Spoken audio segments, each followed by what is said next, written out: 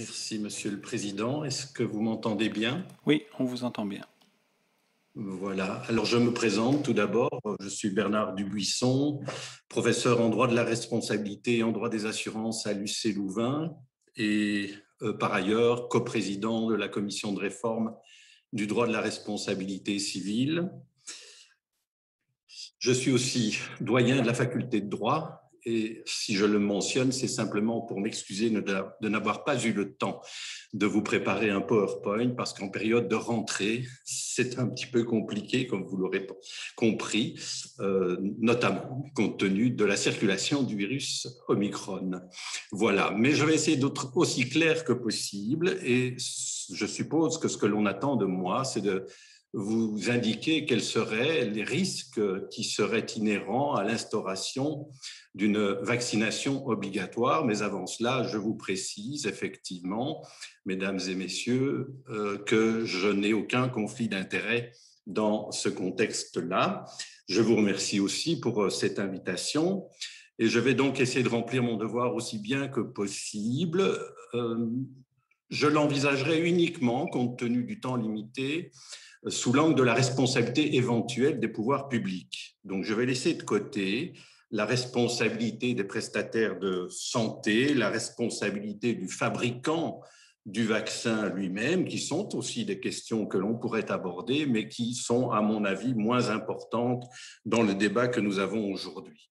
Et donc, en réalité, en droit positif actuel, dans une question comme celle-là, c'est-à-dire celle qui consisterait à se demander les autorités publiques seraient-elles responsables pour les effets secondaires indésirables de la vaccination, surtout s'il est obligatoire? Eh bien, en droit positif, il y a 3 voies d'action possibles que je vais envisager avec vous. Il y a la voie que tous les juristes connaissent, celle du droit commun, c'est celle de la faute à démontrer dans le chef des pouvoirs publics. Il y a une compétence, à vrai dire, extraordinaire du Conseil d'État pour connaître du contentieux de l'indemnisation en cas de préjudice exceptionnel, mais il y a enfin la voie de l'indemnisation par le biais du Fonds des accidents médicaux. Ce sont les 3 voies possibles.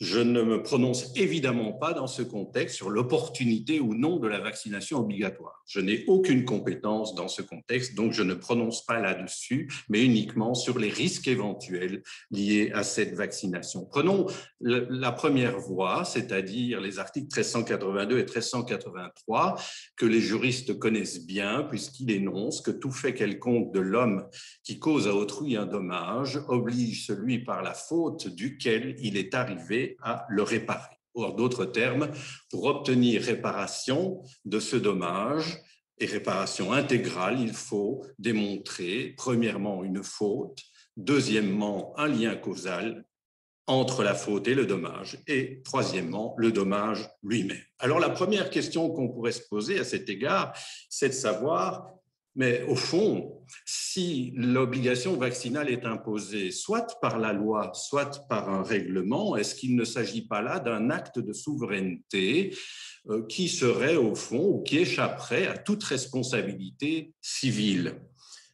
Alors là, la réponse, elle est très claire. En droit belge, la réponse est non. La réponse est non, car au fond, aucun mode d'action de l'État et des pouvoirs publics n'échappe au droit de la responsabilité fondée sur la faute. Et donc, toute l'évolution de la jurisprudence depuis un arrêt célèbre qu'on appelle l'arrêt Laflambria consiste à démontrer que les pouvoirs publics, c'est-à-dire les gouvernants, sont, comme les gouvernés, soumis au droit de la responsabilité civile. Et ce, tant dans l'exercice du pouvoir exécutif que dans l'exercice du pouvoir judiciaire et même dans l'exercice du pouvoir législatif. Donc, la première question, elle est résolue de manière claire. Il n'y a pas d'immunité de l'État, même dans l'exercice d'un pouvoir qu'on qualifierait de souverain. La question devient alors, mais pourrait-il se faire que l'on impute une faute à l'État dans le fait d'avoir imposé la vaccination obligatoire. Alors, il n'y a pas énormément de jurisprudence. J'ai quand même fait des recherches à cet égard. Il y a un arrêt de la Cour de cassation du 26 avril 1963 qui concerne une action qui avait été intentée contre l'État parce que par voie d'arrêté pris sur base de la loi sanitaire, l'État avait cru bon d'imposer la vaccination contre la variole et une jeune fille avait fait une réaction anormale, exceptionnelle à l'administration du vaccin, avait été paralysée, avait aussi montré des signes de débilité mentale. Alors, une action est donc engagée contre les pouvoirs publics à cet égard sur le fondement de 1382 et 1383 du Code civil. L'affaire vient jusque devant la Cour de cassation et l'État invoque deux moyens. Le premier moyen, c'est l'argument de la souveraineté que j'évoquais tout à l'heure et qui consistait à dire qu'il n'appartient pas aux tribunaux de l'ordre judiciaire de porter une appréciation sur une mesure ordonnée par l'État en exécution de la loi. Ce moyen est écarté par la Cour de cassation en disant effectivement que ce n'est pas parce qu'il s'agit d'un acte de souveraineté que l'État bénéficierait d'une immunité civile. L'autre argument invoqué à l'appui du pourvoi était de critiquer le juge du fond qui avait estimé qu'il y avait faute dans le fait de prendre un acte qui comporte un risque pour une partie de la population, même minime. Et donc, dans le cadre du pourvoi en cassation, la Cour de cassation va censurer cette fois la décision du juge du fond, estimant que le juge du fond ne pouvait pas légalement déduire l'existence d'une faute de la seule constatation qu'une décision prise dans l'intérêt général pouvait présenter un risque pour une tranche minime de la population. Qu'est-ce que cela veut dire? Vous l'aurez compris par vous-même, c'est que pour savoir s'il pourrait être question d'une faute, il faudra procéder à une balance entre les bénéfices et les risques. Et ça, c'est une question que vous connaissez évidemment très bien, puisqu'elle est inhérente aussi au débat sur la vaccination. Donc, autant dire que l'on s'engage dans une voie probablement peu efficace dans le chef des éventuelles victimes, d'autant plus qu'au-delà de la faute, il faudra démontrer la relation causale. Alors, la relation causale, c'est un incontournable de toute action en responsabilité. Il faut évidemment démontrer que la faute est la cause de ce dommage. Or, concernant des effets indésirables, que ce soit d'un médicament ou d'une vaccination, eh bien, cette causalité ne sera pas évidemment toujours facile à établir. C'est une charge de la preuve souvent très compliquée pour les victimes. Imaginons qu'il y ait une thrombose ou l'apparition d'un syndrome de Guillain-Barré à la suite de l'administration du vaccin. Encore faudra-t-il démontrer l'existence d'une causalité.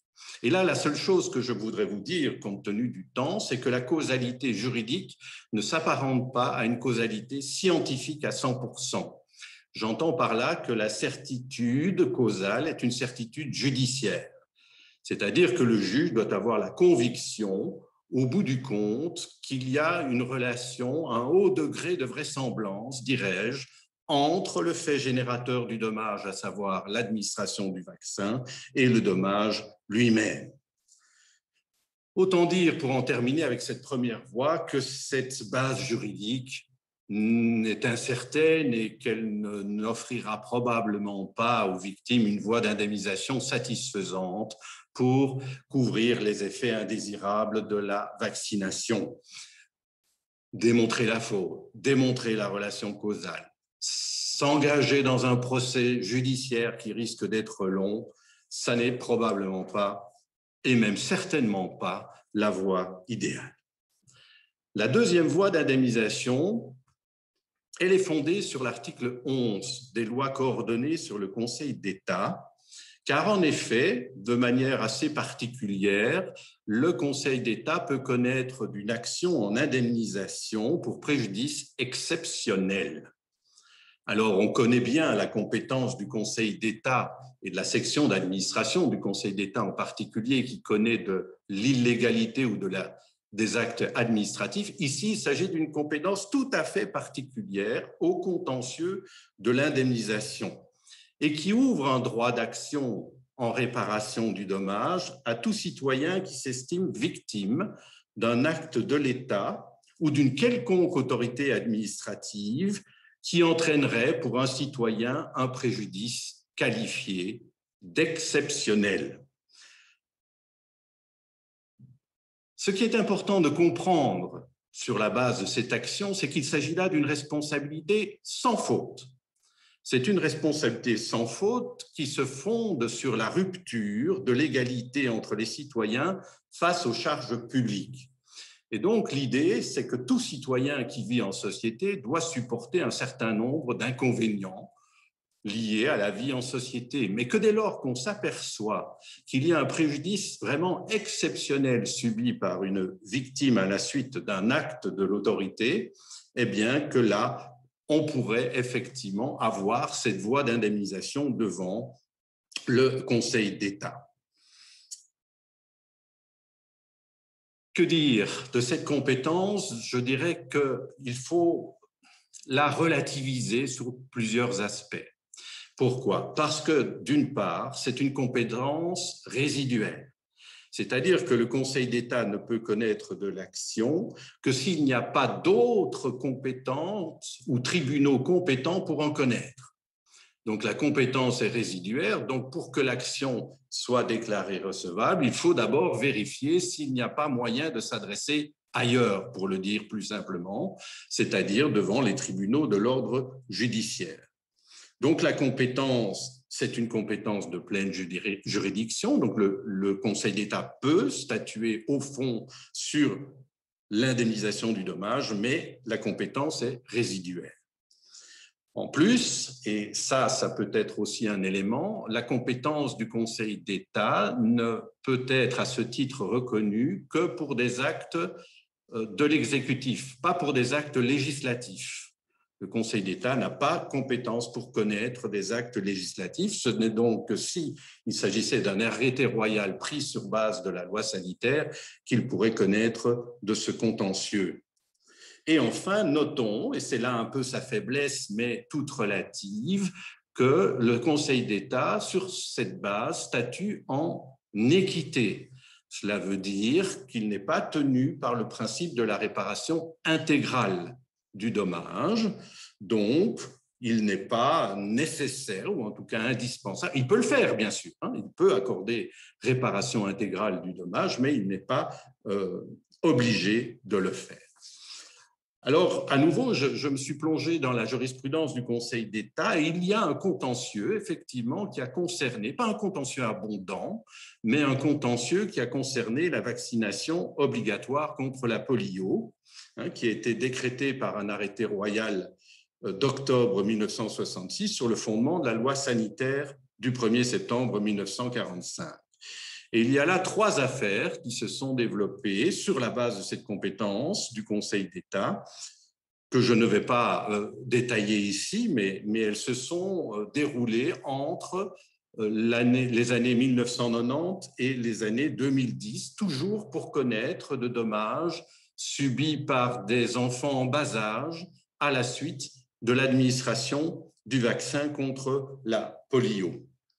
Eh bien, dans les 3 cas, le Conseil d'État non seulement a reconnu sa compétence pour connaître de la demande d'indemnisation des parents, puisque les parents agissaient au nom et pour le compte de leur enfant, donc il s'est déclaré compétent pour connaître de cette demande d'indemnisation et il a estimé qu'il y avait bien là rupture d'égalité devant les charges publiques, parce que tantôt il s'agissait d'une paraplégie qui avait été détectée à la suite de l'administration du vaccin, tantôt de troubles neurologiques importants et même tantôt de paralysie de la cuisse et de la jambe gauche qu'on avait constaté à la suite de l'administration du vaccin.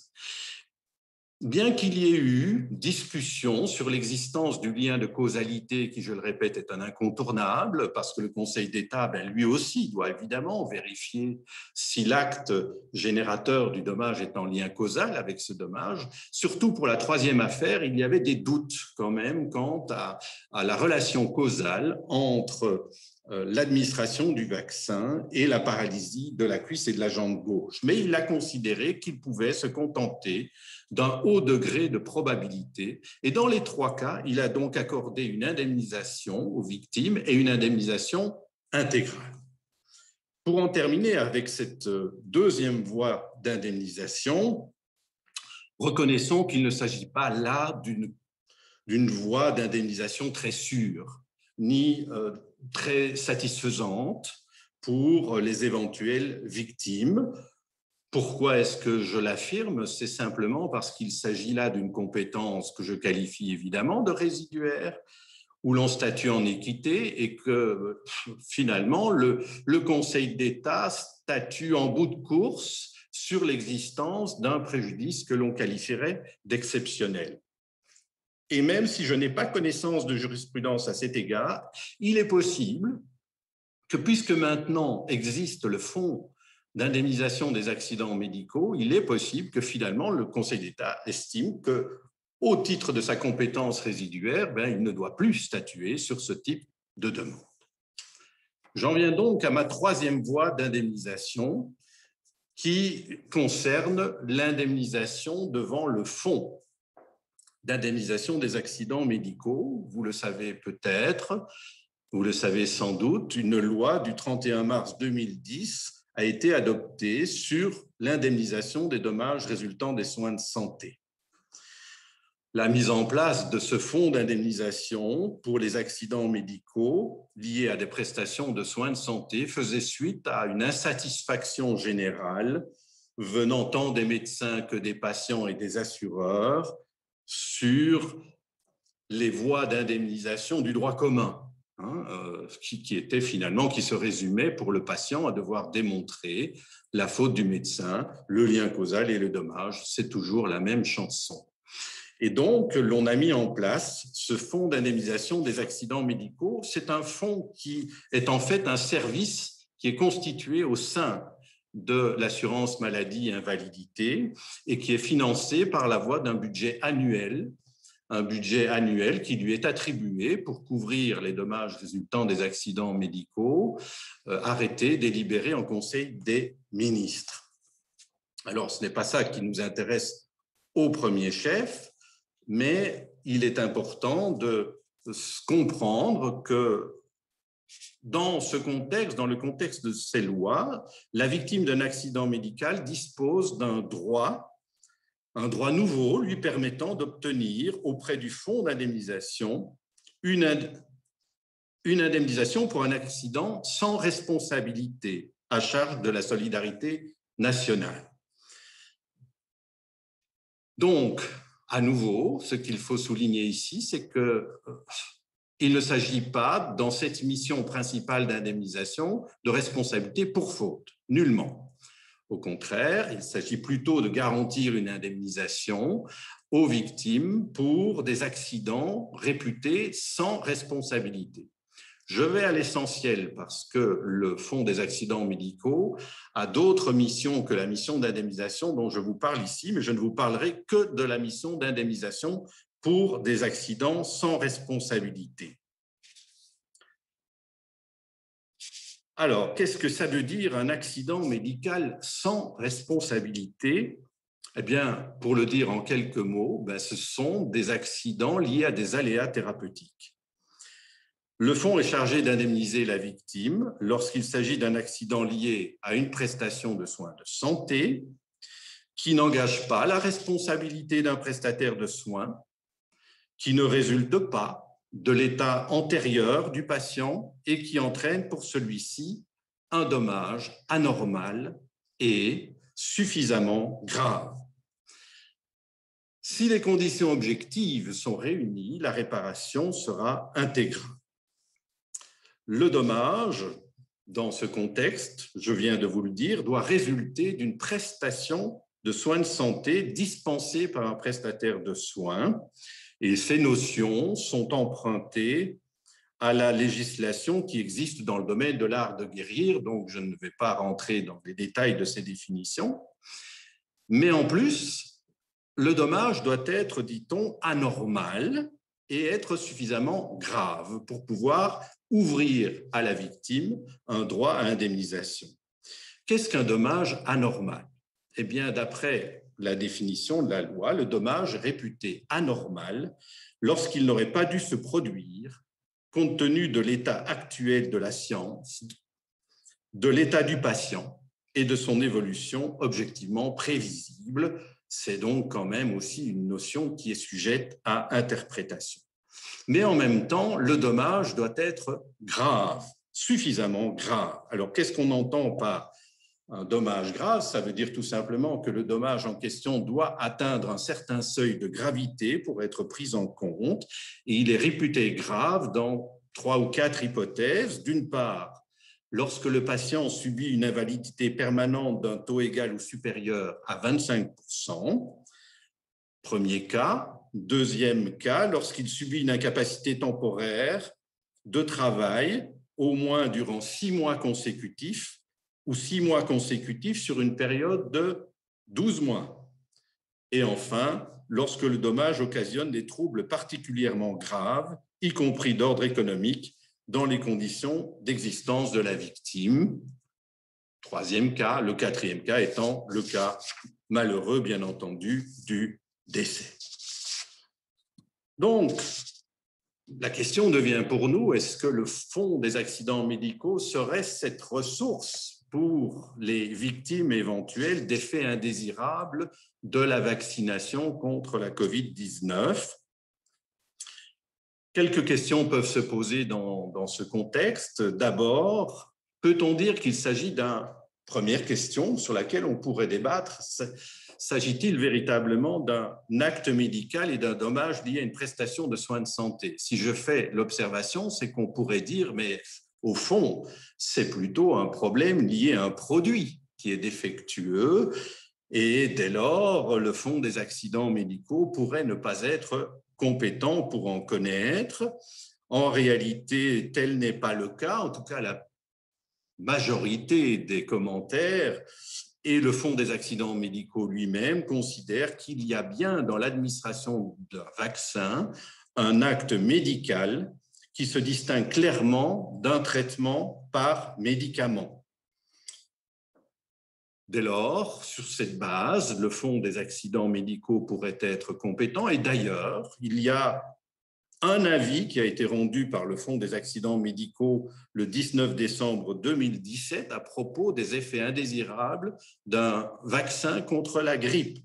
Donc, vaccin non obligatoire, bien entendu, mais qui avait entraîné chez le patient des pertes de poids, une myalgie et des troubles cognitifs. Et dans ce contexte, le fonds d'indemnisation a accepté sa compétence. Donc, ça veut dire qu'il a accepté de considérer qu'il s'agissait bien d'un acte médical lié à une prestation de santé. Mais par contre, il a rejeté la demande, estimant que la causalité n'était pas suffisamment établie entre l'administration du vaccin et les troubles invoqués par le patient. Donc, retenons, entre parenthèses aussi, que le fonds d'indemnisation des accidents médicaux ne fait pas l'économie de l'exigence causale.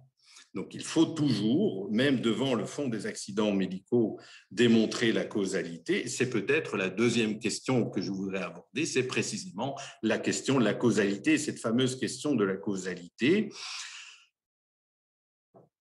Il faudra convaincre de manière suffisante, c'est-à-dire avec un haut degré de vraisemblance, que les effets indésirables qu'on l'impute au vaccin sont bien liés à l'administration du vaccin. Alors, on a une petite expérience, parce que 2 ans, c'est quand même une expérience relativement limitée. Il est possible qu'il y ait des effets secondaires à retardement, donc il ne faut pas sous-estimer les questions de causalité qui pourraient se poser dans ce contexte.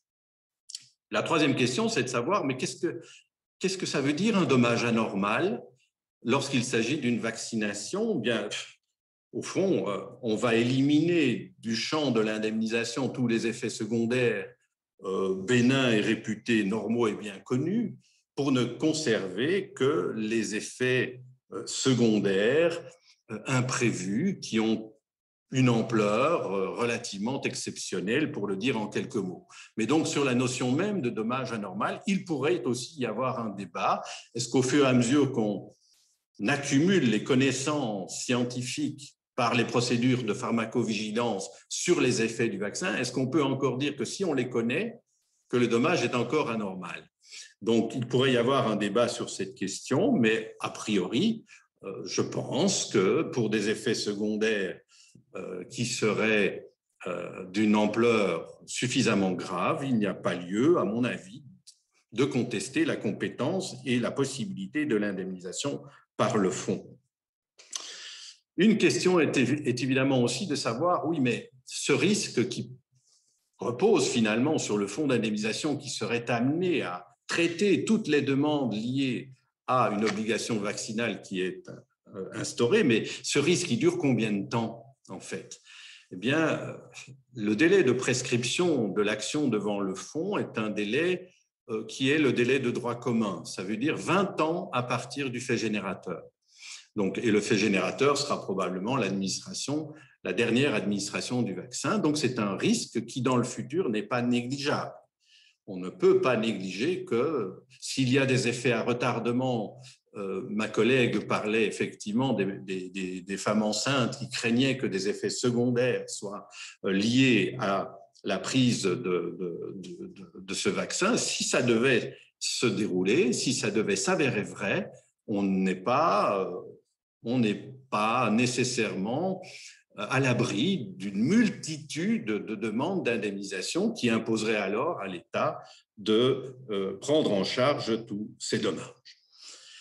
Alors, pour finir, qu'y a-t-il lieu de faire si on devait décider, si nos parlementaires devaient décider d'instaurer la vaccination obligatoire, est-ce qu'il faudrait faire plus que ce que je vous ai exposé? Je pense qu'il y aurait une solution, mais ça c'est mon avis personnel, qui serait relativement simple, c'est de confirmer explicitement la compétence du Fonds d'indemnisation des accidents médicaux pour connaître des demandes des patients qui seraient victimes d'effets indésirables, de manière à couper court à toutes les interprétations et hésitations qu'on pourrait encore avoir sur la notion de prestation de santé, sur la notion de dommage anormal. Il suffirait alors de prévoir et d'affirmer la compétence du fonds d'indemnisation. Personnellement, je ne dérogerai pas aux conditions de gravité parce que je pense qu'il y a quand même lieu de maintenir des conditions de gravité pour l'indemnisation, mais ça aurait sans doute pour effet favorable de rassurer d'une certaine manière la population qui se sentirait insécurisée par le fait qu'on ne connaît pas encore bien les effets secondaires du vaccin. Alors, évidemment, quand on parle d'indemnisation, ça veut dire qu'on est déjà un peu tard parce que le dommage est là. Mais au moins qu'il y ait une voie d'indemnisation possible pour ces personnes qui seraient victimes des effets secondaires serait certainement, et une compétence confirmée dans le chef du Fonds des accidents médicaux, serait selon moi une voie qui pourrait être suivie. Je vous remercie de votre attention. C'est la moindre des choses, je trouve, de rester jusqu'au bout du débat, d'autant que au fond, j'interviens très en amont, moi, dans ce débat, puisque je m'interroge sur la prise en charge des dommages. C'est à la fois très en amont et très déprimant, en quelque sorte, parce que on se demande, tiens, qu'est-ce qui se passe si les patients auxquels on a administré le vaccin subissent un dommage. Donc, en tant que professeur de droit de la responsabilité, je préfère, et de loin, et je l'explique toujours aux étudiants, que le dommage ne se produise pas, plutôt qu'il ne se produise, mais que néanmoins, le droit de la responsabilité, c'est aussi le droit des accidents. Mais soit, j'ai fait l'objet, et je remercie beaucoup, on m'a posé beaucoup de questions qui sont très intéressantes, je vais les regrouper. Pour la raison que je suis le dernier et que je pense qu'on touche à la fin de la journée, mais je crois que je vais pouvoir les aborder de manière à la fois systématique et synthétique. Je vais partir du plus particulier jusqu'au plus général, si vous voulez bien. Alors, on m'a demandé, tiens, vous avez cité des affaires qui datent de 2009-2010. Comment se fait-il que le Fonds des accidents médicaux qui a été établi en 2010 n'ait pas été saisi de ces dossiers? C'est simplement par le fait que, en réalité, le critère temporel qui sert à déterminer la compétence du fonds, c'est le critère du fait générateur. Donc, c'est le moment où le vaccin a été administré, qui est bien antérieur à 2010. Une autre question précise, est-ce que dès aujourd'hui, le Fonds des accidents médicaux pourrait être saisi pour indemniser des effets indésirables du vaccin qui aurait été administré? La réponse est évidemment oui. J'ignore s'il y a beaucoup de dossiers. Je n'ai pas entendu qu'il y en avait beaucoup, mais dès maintenant, c'est possible, ça c'est certain. Alors que la vaccination est volontaire, mais le caractère volontaire de la vaccination n'empêche pas la personne en question qui se prétendrait victime d'introduire sa demande d'indemnisation. Et il est clair également que, et ça fait l'objet de 2 ou 3 questions, et j'y reviendrai un tout petit peu plus tard, lorsque le fonds est saisi et qu'il s'aperçoit qu'il y aurait un motif de responsabilité, quel qu'il soit imputable à un prestataire de soins, c'est-à-dire une personne qui aurait administré le vaccin. On a évoqué le cas d'une personne qui aurait administré le vaccin en touchant de trop près le muscle, ou alors du fabricant.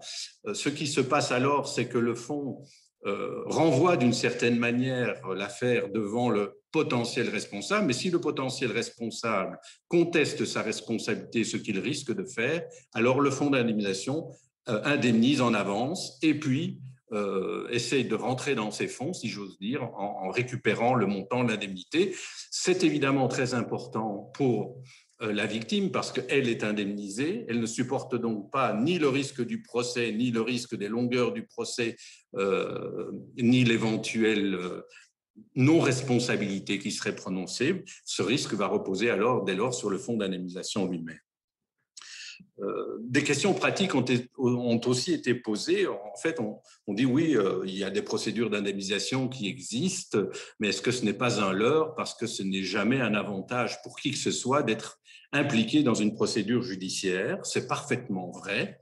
C'est parfaitement vrai. Ça l'est un peu moins s'agissant du fonds d'indemnisation parce que la procédure devant le fonds, je n'y ai pas insisté, mais elle est faite aussi à l'avantage du patient, c'est-à-dire que les expertises sont en principe gratuites et contradictoires dans la mesure du possible aussi, et que par ailleurs, il y a des procédures de médiation qui sont mises en place à l'intérieur du fonds des accidents médicaux, donc on n'est pas nécessairement immédiatement dans le contentieux.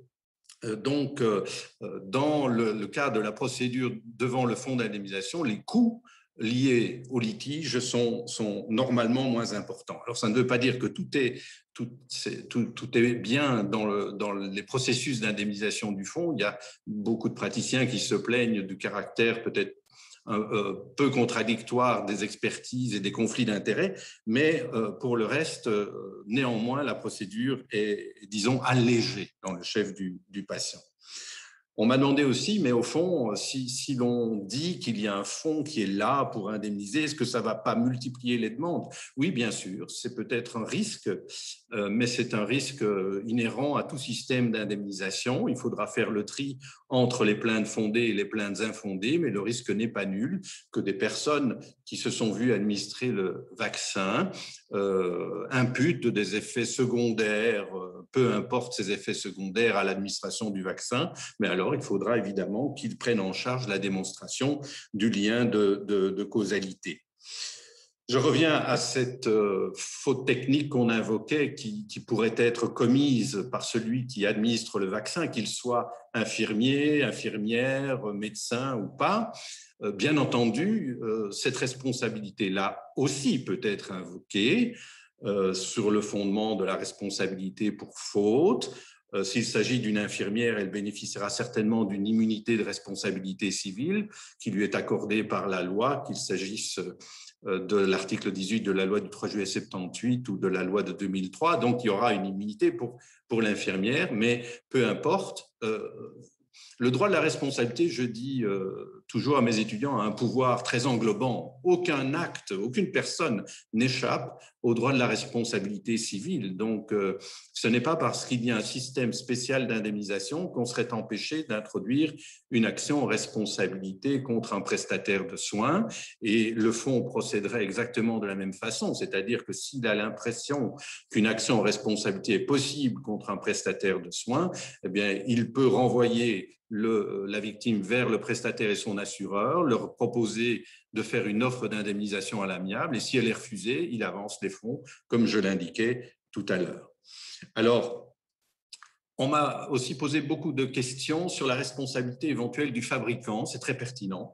Et pour ne rien vous cacher, j'avais préparé un petit exposé là-dessus aussi, puis je me suis dit en 15 minutes, impossible de le faire, je vais laisser ça de côté. Mais vous m'y ramenez, et donc je vais vous donner quelques informations là-dessus. Bien entendu que la responsabilité du producteur du vaccin pourrait être engagée également.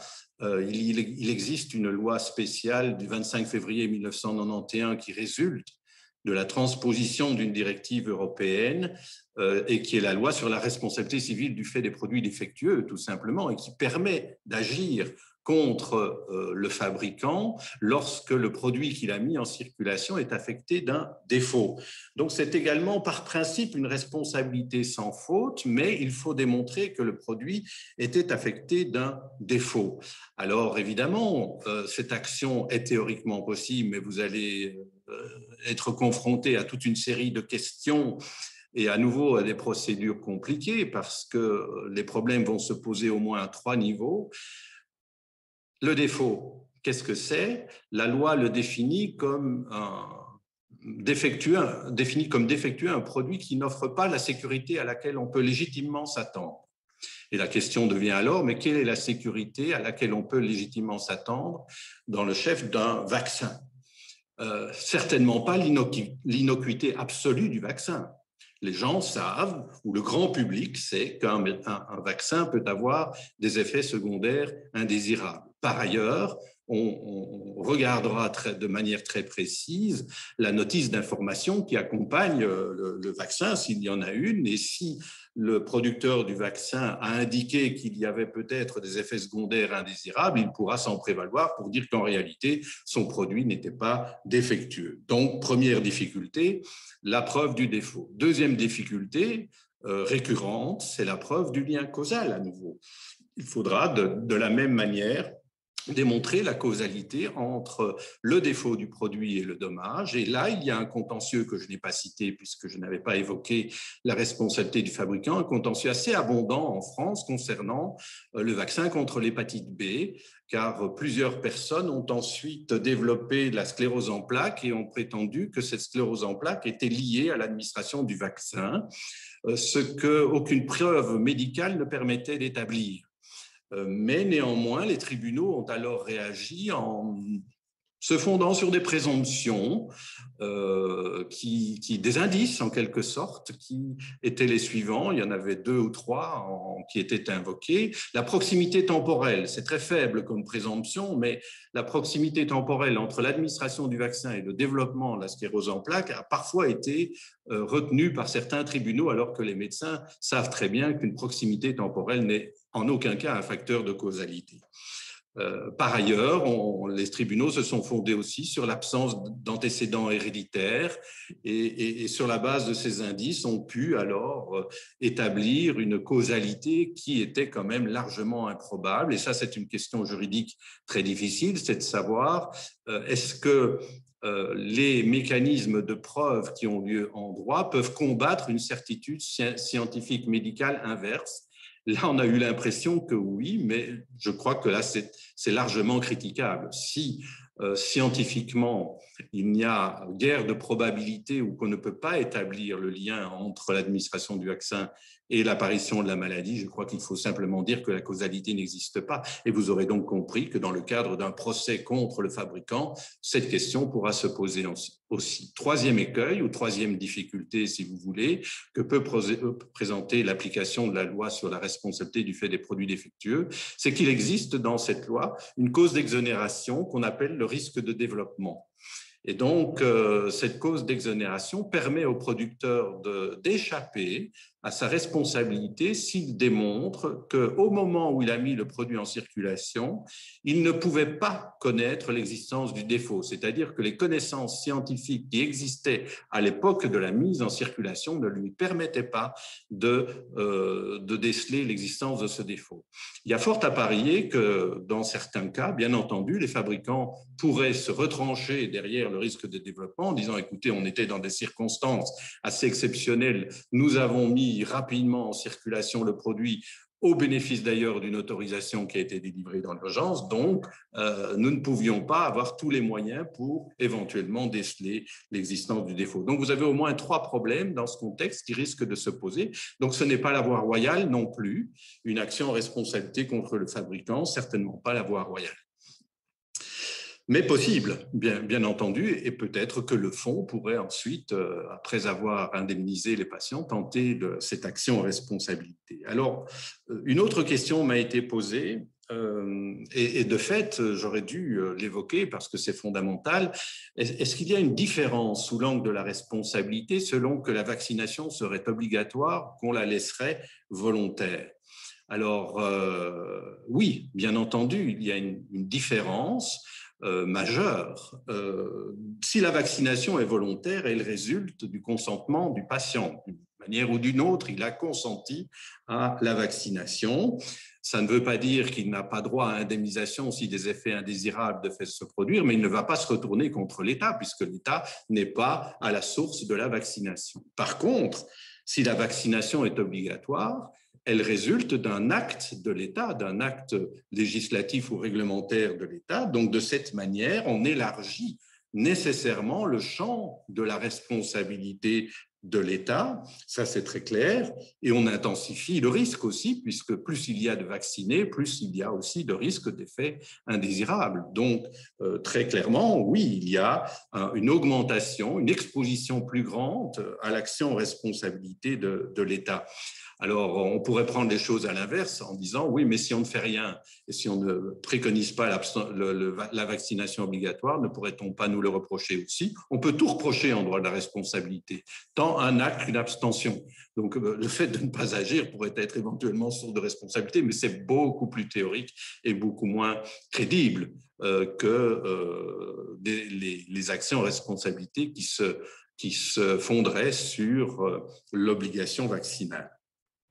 Une dernière question qui m'a été posée concerne aussi des questions de responsabilité qui pourraient se poser dans les hôpitaux lorsqu'on est obligé de reporter des prestations de soins de santé parce qu'il y a un afflux de patients qui doivent être soignés étant porteurs de la COVID-19.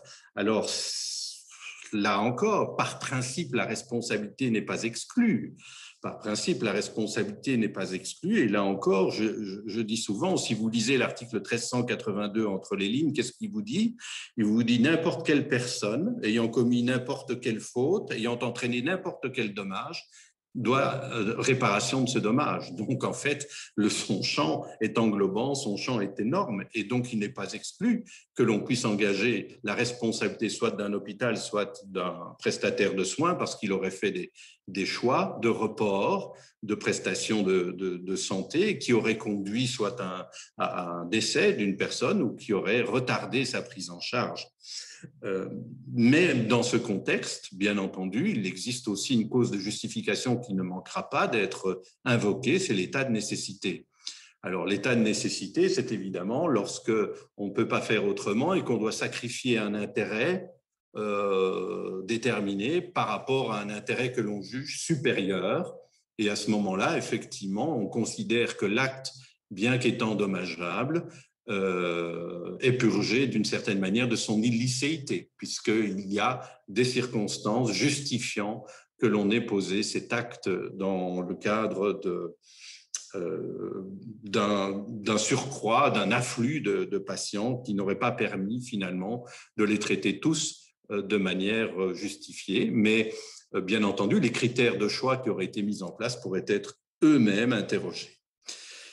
Voilà, je crois que de cette manière, j'ai répondu presque à toutes les questions. J'espère n'en avoir pas oublié. Puis, de cette manière, je vois qu'on arrive, je pense, presque au terme de la séance. Donc, je vais m'arrêter là en vous remerciant encore de toutes les questions que vous m'avez ainsi posées et en remerciant aussi les autres intervenants de m'avoir informé sur toute une série de choses que je ne connaissais pas.